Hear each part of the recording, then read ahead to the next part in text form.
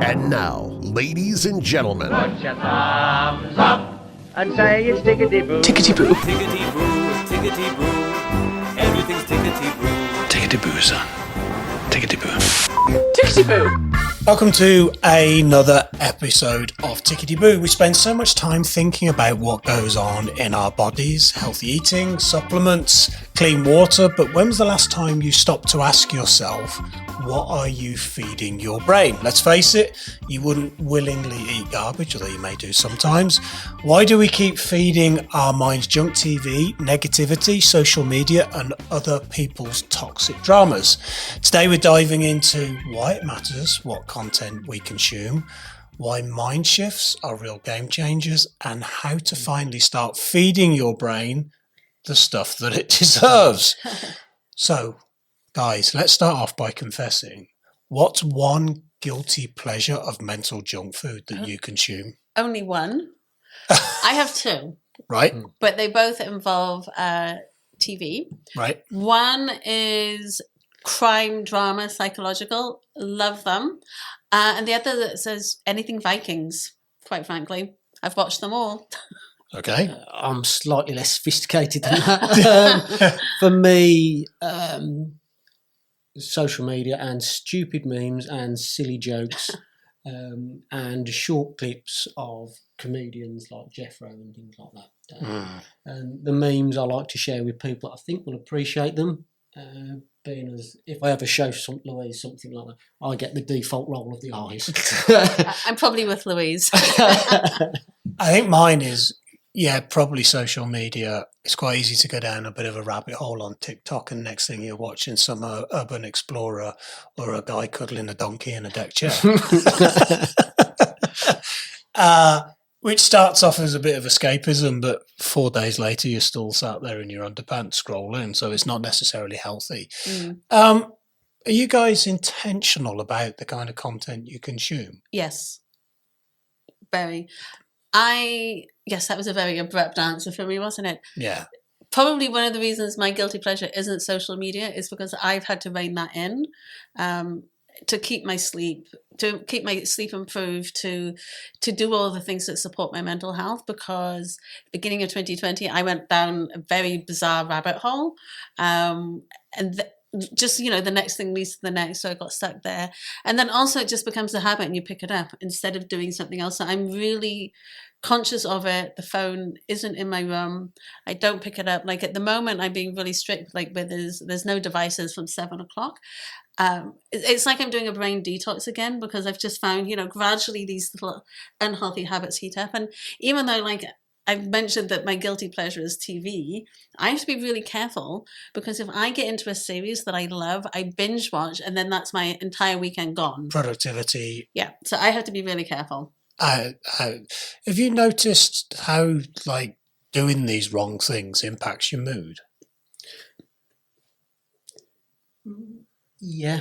I suppose I'm quite intentional about it, sort of the last question, but I do that because what I consume depends on my mood. So in the morning, I have a bit of morning TV on just in the background. It's a light look at the news because unless there's something really interesting going on, I need to know about. I don't. I'll come home, something like a game show or something silly, again, noise, but then I'll go and do something, go to the gym or whatever. And then when I come home, depending on the mood I'm in, we'll go, I'll watch something heavy, or but I need it to be light-hearted. Do you not find, though, I don't want to cut you off, but you just said something there, which is depending on my mood, that dictates on what I consume. But if you're consuming and something comes into your domain that you weren't necessarily searching for, isn't there not that danger there that will impact your mood in a way that you weren't anticipating? Yes, but that's more with social media, to be honest. Yeah. And I've got to be honest, it's something that if I'm in a bad place, it's not great for me, because it could be something from a family member that you've not spoken to for a while, or you notice that she loves every other sibling, everything else your brother or sister puts on, but not you. And somebody puts a statement on, and then you start to overthink and you think you relate it to your situation. No, it's nothing to do with you, or potentially not. That's when it affects my mood, because you can take somebody else's drama or somebody else's statement and make it about you, because it's so open to interpretation depending on where your headspace is at the time. I've got a good motto for all of you. Not my circus, not my monkeys. Perfect. I think the big thing for me was I stopped watching the news. Nothing ever good happens on the news, does it? No, not really. And, well, it very rarely makes. I found the news really impacted me because it was kind of reminding me of why at times I was feeling the way I was feeling. If you're constantly getting reminded of everything that's not right in the world, then it's going to lead you down into a place of not feeling particularly great. I've never watched the news and go, I feel really empowered now. Have you? No, but it's, again, there's other... With that as well, because the social media, when I was first starting to work more online, it's that you compare yourself to everybody else. You see everybody else, you think they're doing better or their lives are better, and who am I? Like comparisonitis. And so that is where I had to be careful. And I haven't followed people that are even friends of mine because I would get triggered or I would compare myself. And I'm like, a number of years down the road now, it's like, oh yeah, look at them, they're doing really well. But that's because I'm more comfortable with who I am.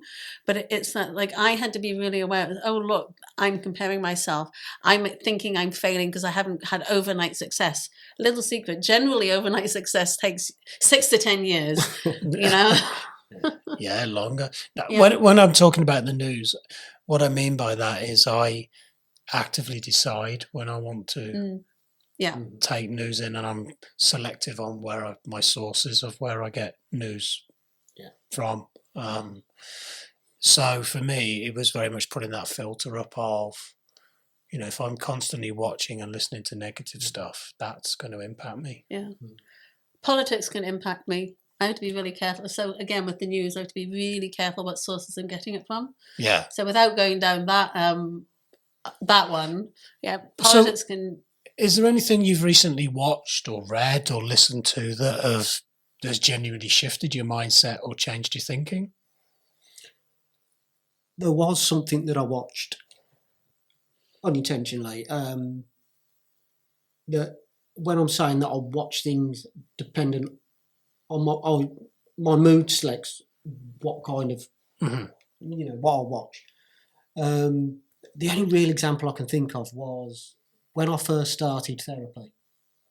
So, and the first, well, it was in the sort of early months, and in the 1 week I had five clients that were working through issues related to historic sexual abuse.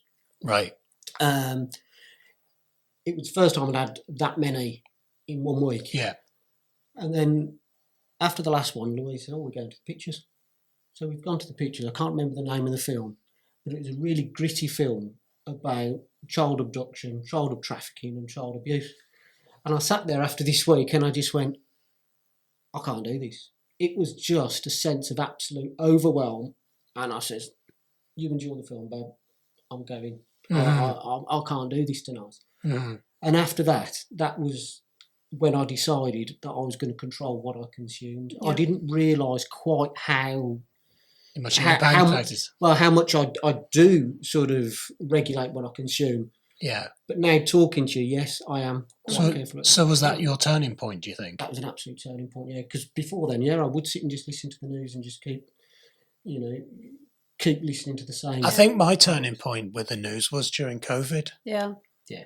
Where it was just recycled, wasn't it? There was never anything new kind of coming out, but I found myself becoming a little bit obsessed with the news. It was like, 6 o'clock, 9 o'clock, 11 o'clock, 2 o'clock, 4 o'clock, 6 o'clock, 10 o'clock. And I was like, I actually had to limit myself to listen to the news once a day. That was my turning point again. It was in COVID times and it was social media.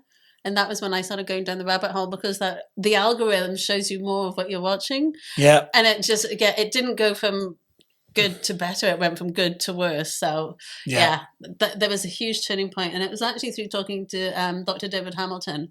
We had a little discussion going back and forth. And so I decided, right, that's it.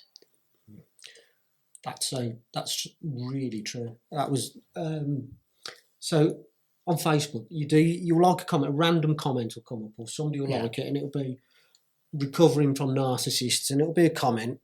I mean, you're not in that space, but you look at it and you go, "Oh, that's quite profound." But because you've looked at it, then you get more of it, and then you get more of it, and you get more. Yeah.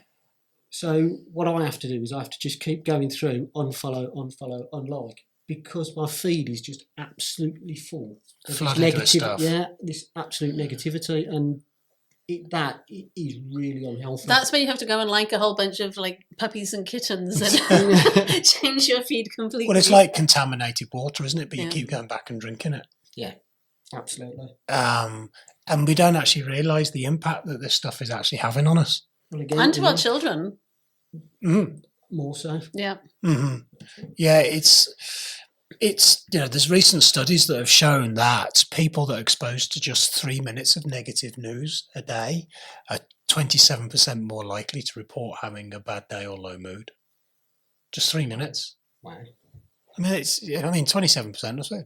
It's not a massively high number, but I bet we all consume more than 3 minutes a day. Yeah. Even me. Yeah. And I'm trying to be really strict. Yeah.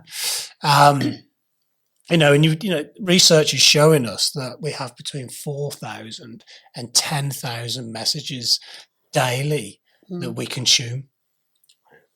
So it's crazy, isn't it, when you think about that? You think of the touch points that you have through the radio, in the car, through podcasts, through social media, for your text messages, from your WhatsApp groups, to stuff you hear from your colleagues, all of that going in.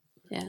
And I think, but then that also is a reminder for us, is like, we get to choose what we're listening to, as we're choosing what not to listen to. But it's like, okay, I want to expand my horizons, or I want to find out more, so we can go and listen to other podcasts, but don't leave this one, listeners. We can choose what we're going to read, the circles we're going to, the events we're going to participate, so we can be really proactive. So it's not just about eliminating. Again, as we said, it's that the good food for our mindset is find out, okay, what nourishes me, encourages me, and whether it's funny memes or for me just to unwind and watch something with drama. It's like we get to choose how we're going to process. Well, but that's junk food that we're talking about for your brain. But there's really good stuff. Like I love music. Music's so good, and music is psychologically so healing for us. And you can dance around and get all those dopamine, feel-good hormones going. Yeah. Do you dance around? I do. I am a dancer. Oh yeah. I wouldn't say I'm a good dancer, but I'm a dancer. We'll have to ask Louise about that. Yeah, I dad dance with the best of them. If you drive a diesel car, you choose not to put petrol in it. Mm-hmm. Yeah. You make that choice not to do that. So, you have a choice of what you consume. Like, I think what you were kind of saying there, Ian, it's like you're choosing to swap chocolate cake for broccoli or something like that. We can choose what we consume, and when we consume the right stuff, we feel better. Yeah. Like everything, there should be a balance. You want to stay informed, but you don't want to feel like rubbish.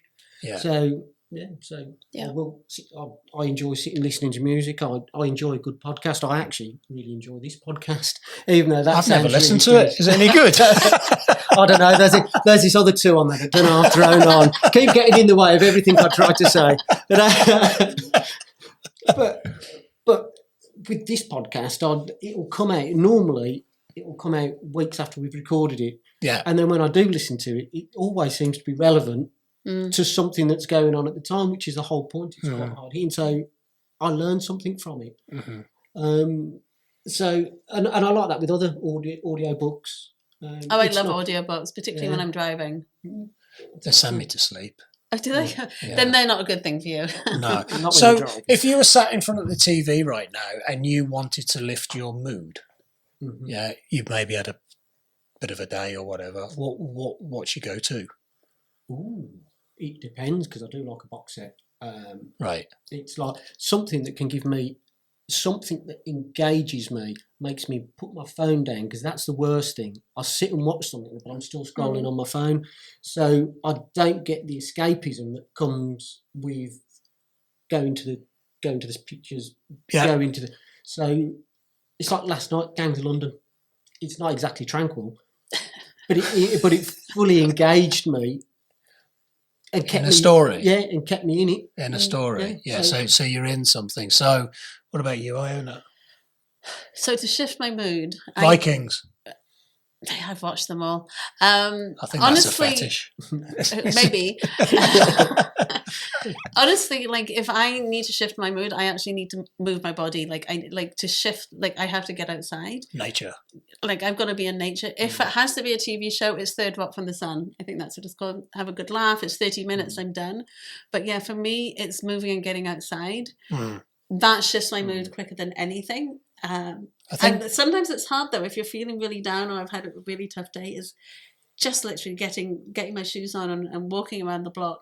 I think TV for me, if I want to lift my mood, only Falls on Horses, because it's light-hearted and it's a bit daft and the fact that you can, you've seen it so many times. Yeah. You're laughing before they've even said yeah, the you punchline. kind of know what's coming.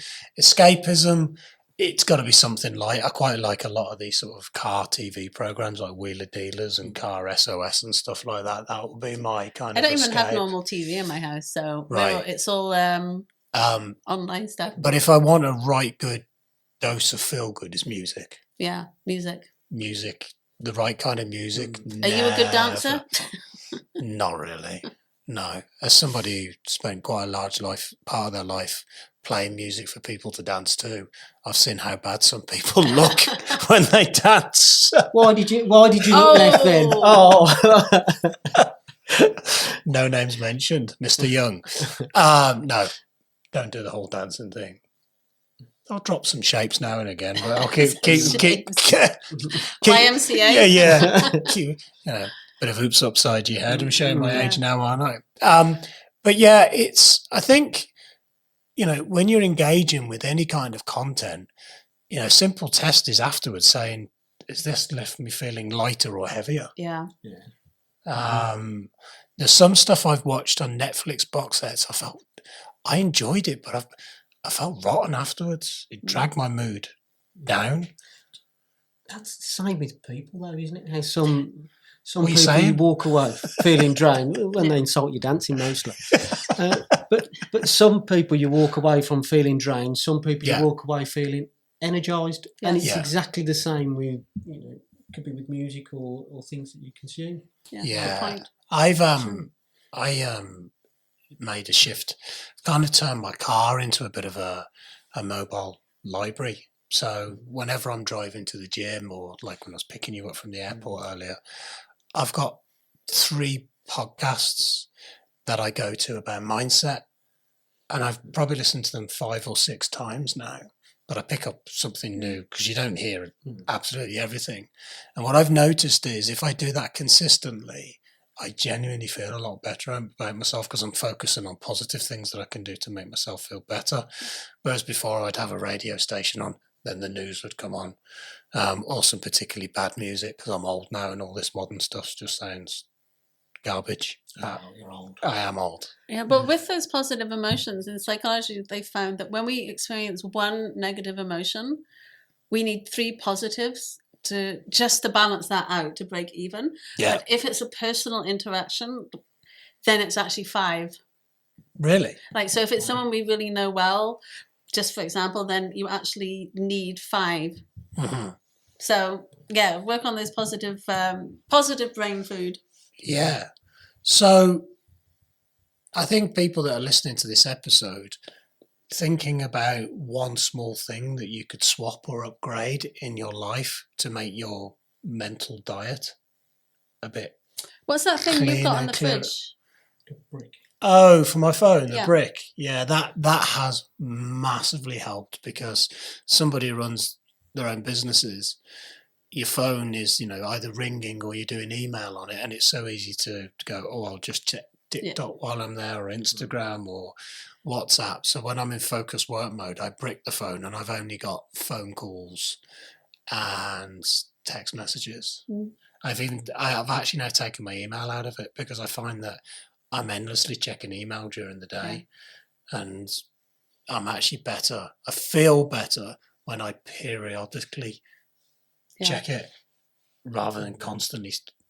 It's almost like back in the days when we had telephones in the house. Yeah. Walking and picking the phone up and seeing if anyone's trying to ring you rather than waiting for the phone to ring. So I feel to me, it's taking away those distractions, makes my mind feel a lot better. Yeah. When you get past being comfortable with doing nothing. That feels weird. Yeah, because we used to be doing so many different things at once. That's why I'll sit and watch the TV and still scroll through my phone or play. But I bet the majority of the people listening do exactly that too. We don't understand this unhealthy relationship we have with those rectangles we carry around in our pockets. Mm-hmm. They can be a source for good, but you've got to recognise the things that they're doing they're actually designed, the apps are designed to capture your attention. Yeah. When my son was 7, and it was like, I think it was on it was a long time ago, I was on my first smartphone, and I was living abroad, so I was actually on Facebook a lot, and he commented that I was addicted to my phone, and I thought I was being really sly. He's in his 20s now, so I mean, we're talking a while ago, and that was when I knew I had to make a conscious choice not to be on my phone and to put it aside and to have limits, because and thank goodness he said it. I don't know if I would have figured it out with myself quite so easily if he hadn't said that, because that wasn't what I wanted him to feel, that I wasn't present. I thought he was fine. He's off playing with his friends off to the side. He won't notice I'm on here checking Facebook. But yeah, so we don't know what those around us are picking up on when we're doing these distractions. Yeah, it's a good point. It's have you ever thought you've lost your phone? Yeah. Do you get that, that feeling like, oh, where's my phone? I lose my phone daily. I have to get my son to phone my phone to find it for me. But yeah, I've lost my son. Not my son, my phone. That's a whole other story. Which concerns you the most?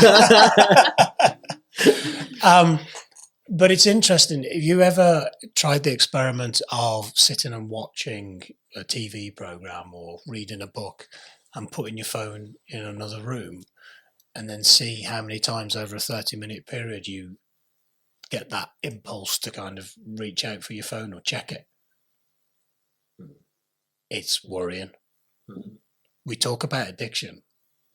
We don't actually notice how addicted to these devices we are.